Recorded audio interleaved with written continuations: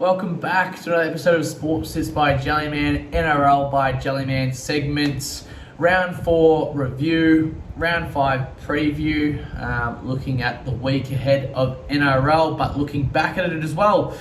We'll quickly touch on, last week's games. We had Parramatta defeat the Penrith Panthers 17-16.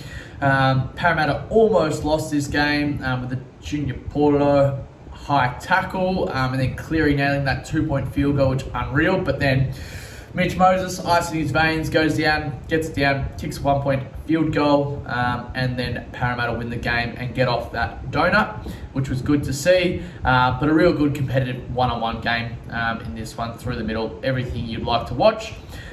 Storm beat the Tigers 24-12, probably should have won by more, but luckily for us they didn't, because we had them 1-12. Not too much to take away from this game other than the Tigers' attack was terrible. I mean, the 2 tries they scored was Johnny Bateman and then Coruscant chasing his own kick, and no one following through. So that's really just some effort areas there. The Storm, although they won, they still look clunky in certain areas and are missing quite a lot of players, so I'll give them a bit of slack there. The Dolphins are at the Broncos. The Broncos should have won by 20 points, but they seem too eager to score points, which kept the Dolphins in the game. If it wasn't for that late Tony Stagg's try, it would have probably been 14-12, probably should have been 14-12. But yeah, the Broncos just have to sort of cool their jets in attack, and the points will come for them. The Cowboys versus the Titans, 24-12 for the Cowboys. The Titans were unlucky in this one just because they lost Brimson early, and then they also lost Foran. They were well in the game until these 2 players went off. The Cowboys, they are definitely missing a lot of guys at the moment, and this week we'll sort of discuss them with the Bulldogs potentially missing those players and not getting a win. But up there at home, they get a win, and they're only 2-2 on the season, which is still good to see. For the Titans, to hold a team to 24 points is solid by them. Obviously, if they have Foran and, they had Foran and Brinson, they're probably scoring 30 points, so they probably get the win there. But yeah, we'll be interested to see how they bounce back this week. Rabbitohs versus Seagulls, obviously that forward pass cost us a win. But obviously the Bunnies win 13-12 in a really competitive game there, competitive physical game there. Not too much to talk about in that one. Next games, Warriors obviously beat the Bulldogs 16-14 there at home. Sean Johnson was unreal. The Bulldogs just looked clunky at times and a lot of mistakes, but the Warriors' gritty defence and running it through the middle won them that matchup. Next game, Knights beat the Raiders 24-14. The Raiders just, I don't know if they can play it away from home or what, but the Knights showed what they can do with the list they have. And that's obviously plenty of ball outside, plenty of attack through the middle, but the fight was just there for them, which was good to see. The Dragons lose to the Sharks 8-40. The Sharks just piled it on in the second half. They had something like 57% completion rate in the first half, and then when they got a hold of the ball and they didn't make any errors in the second half, they just ran away with it, which was good to see. That is just a quick review. Obviously, there's a lot of shows that do in-depth reviews there, but it's just a quick overview. But we like to look at the round ahead. A few insights. So round, as we said, the Broncos obviously on top of the ladder at the moment. Their main thing is cooling their jets in attack. They can defend. They get plenty of post-contact meters. They get plenty of meters through the middle. But it's trying not to score on 3rd and 4th plays. It's getting to the 4th or 5th in their kick, and then applying pressure, and the gaps will open up where they can then convert and score points.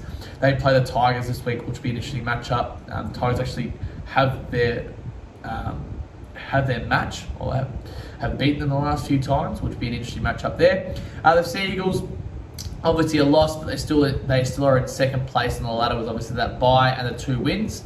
The Dolphins, they're 3rd at the moment on 6 points. As we said, obviously lost last week, but it'll be interesting to see with a few injuries with them at the moment, a few outs, how they keep performing. We look towards the bottom of the ladder, and sort of the West Tigers, Raiders, Eels, Dragons. Obviously already touched on the Tigers a little bit, the Raiders a little bit, the Eels. The Eels will start to win some games once they get a bit of an easier schedule. They obviously play the South this week, which will be once again the Roosters this week coming off a bye, which will be once again another interesting matchup. Watch the Cowboys sort of start to increase there. They're 2-2 at the moment, 13th. The Knights are also 2-2. The Titans are 2-2. The Dogs are 2-2. So a few teams will start to shift and sort of adjust in the coming weeks, but that will be interesting to see. Jumping into topic 3, so round 5 preview. So Thursday night, the Sydney Roosters play against the Parramatta Eels. The Roosters minus 5.5 and total points over for us. Looks good. The Sydney Roosters have actually won their last 8 home matches against Para. And Suoli'i 2+ tries in each of his last 2 matchups versus Para. And Sivo has scored 4 tries in his last 5 games against the Roosters.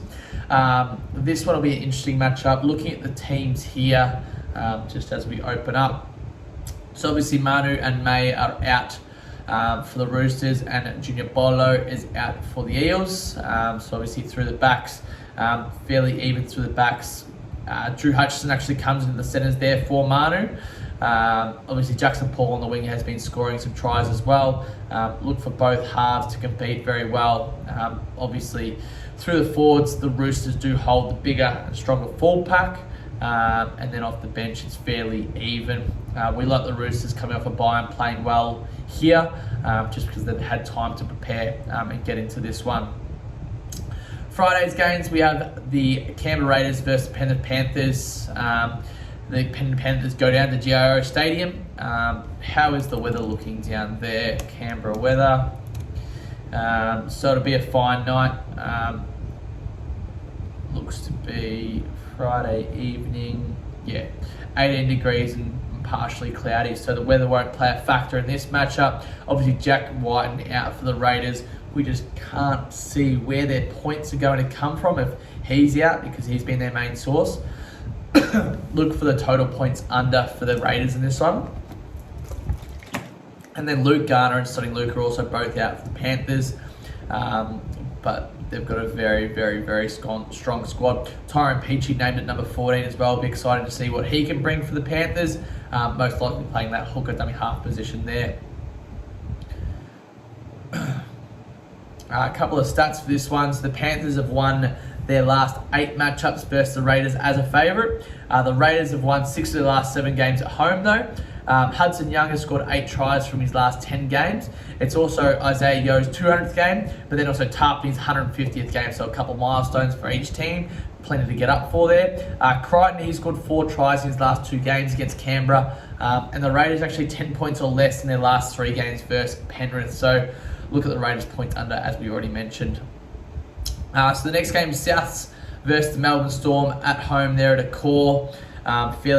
Pretty much the same sides as last week for both squads at the moment. The Storm have actually won 7 of the last 8 games against the Bunnies. Alex Johnson scored 22 tries in his last 13 games at home. Nick Meaney, he scored 6 tries in his last 7 games. Souths have actually won 6 of the last 8 games at a core stadium. And the Souths right winger has actually scored a try in their last 2 games against the Storm. So that will likely be Isaac Thompson on the right wing there. Souths have actually also been going out that right side a fair bit as well. Johnston, already mentioned 3 tries in his last 2 games versus Storm. So, Alex Johnson try, potentially Thompson for a try. Johnston and Thompson, looking at those 2 each for a try there. Moving to Saturday's games, the Sea Eagles host the Knights. Stubby Cooler is out, but Morgan Harper comes in, fairly good replacement there. There was actually a stat that he hasn't allowed Brad Best to score either when they've played. Manly's won 13 of the last 15 home games versus Newcastle. Garrick's actually scored 32 points in his last 2 games down at Mudgee. So they're playing this one down at Mudgee. Olakwatu 1+ try in his last 2 games versus the Knights. And the Knights fullback, obviously usually Ponga, but in this case Miller, has actually scored in his last 2 games against the Sea Eagles there. Next game is the Dragons versus the Dolphins. For us, this one's a 50-50 game. Obviously, the Dolphins have a number of outs at the moment. And then the Dragons obviously coming off a couple of big losses or allowing plenty of points. St. George actually won its last 5 games at Wynn Stadium. Tabio Fido 1+ try in all 4 games this season. As already mentioned, the Dragons allowed 40 points in each of their last 2 games. but not too much to go into for that one. The Broncos versus the Tigers. The Tigers have lost 16 of the last 17 games, but the Tigers have won 4 of their last 5 games of the Broncos. Stags, 4 tries in his last 3 games. Dewey, 6 tries in his last 6 games at Suncorp. Jordan Ricky, 1+ try in his last 2 games versus the Tigers. Be an interesting matchup here. The Broncos could put 40 points on them and win well. Kept with the same lineup as well. Could be danger signs for the Tigers there. Moving to Sunday's games, the Sharks versus the Warriors. New Zealand's lost 13 of the last 14 games in Australia, obviously won a couple of weeks ago, and the Sharks have actually won 10 of the last 12 games against NZ. The Warriors haven't won at PointsBet Stadium since 2015. Mulatalo, 14 tries in his last 15 games at home. The left wingers, 4 tries in the last 2 games versus New Zealand as well, so a fairly good matchup there for Cronulla to Mulatalo, likely a double. Last game of the round, the Bulldogs versus the Cowboys. The Cowboys have a host of injuries and outs at the moment. Shibazaki, Tamau, Nanai and Tuolangi all out, so fairly new squad in for the Cowboys with already a number of outs. The Dogs have kept pretty much the same lineup, but Josh Reynolds does come in there. He's coming off the bench, number 14. The Dogs have won their last 4 games at home. The Cowboys have won 4 of the last 5 games against the Dogs. Addo-Carr, 19 tries in 14 games at a core. Looking at topic 4, round 5 best bets. So I've already sort of touched on it in, I guess, those previews and summaries, but obviously we're looking at the Roosters, minus 5.5 in that one. Penrith Panthers Raiders, totals under. Panthers are minus 11.5 there. That's fairly hefty, especially being down at Canberra. South Sydney, minus 4.5, looks good there as well as head-to-head. The Sea Eagles and Knights, the Sea Eagles, minus 13.5, total over-under. It is down at Mudgee, just got to check the weather out at Mudgee there. St. George Dolphins, 50-50, probably going to stay away from that one. The Broncos Tigers, minus 15.5, that's a fair whack, over-under 43.5. The Sharks and the Warriors, 131, the Sharks, minus 10.5 there. Most likely be a bit of a closer game, we suspect. And then the Bulldogs Cowboys, 50-50, even money. We're looking at the Bulldogs, 190, and that one there. That is all for this week. As always, feel free to go like, follow and subscribe. Instagram, TikTok for the reels that you will get over the weekend, but also on Facebook as well. And also subscribe to the YouTube. All the best for your weekend ahead of NRL punting.